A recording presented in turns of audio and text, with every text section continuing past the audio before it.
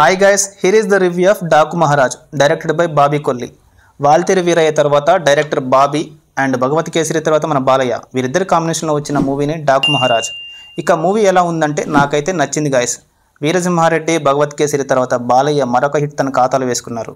ఇక మ్యూజిక్ విషయానికి వస్తే ఎస్ఎస్ తమన్ బాలయ్య మూవీ అంటే చాలు థియేటర్లో దద్దరిల్లాల్సిందే. ఇక మూవీలో కూడా తమన్ మ్యూజిక్ ఎక్స్ట్రాడినరీగా ఉంది. తనకిచ్చిన ప్రతి సీన్ని బీజేఎంతో నెక్స్ట్ లెవెల్కి తీసుకెళ్లాడు.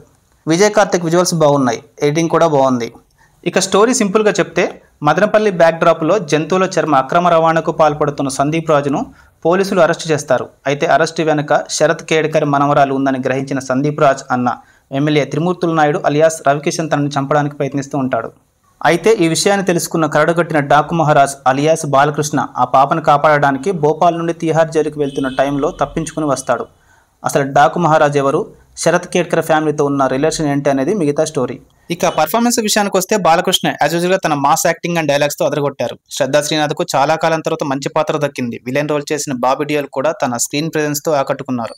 రవికిషన్ రోల్ పర్వాలనిపిస్తుంది. ఇక ప్రజ్ఞ జైస్వాల్ అండ్ ఊర్వశి రౌతేలా పాత్రలకు పెద్దగా ఇంపార్టెన్స్ లేదు. ఫ్యామిలీతో చూడొచ్చు అంటే చూడొచ్చు, ఎలాంటి అడల్ట్ కంటెంట్ లేదు. Plus points Balakrishna one man show, Thaman music and visuals. Minus points routine story, impact చూపని విలనిజం. ఫైనల్గా ఈ మూవీకి నేను ఇచ్చే రేటింగ్ 3/5. ఫ్రెండ్స్, ఈ వీడియో నచ్చినట్లయితే ఛానల్ సబ్స్క్రైబ్ చేసుకోండి. మరొక రివ్యూతో కలుద్దాం. జై హింద్.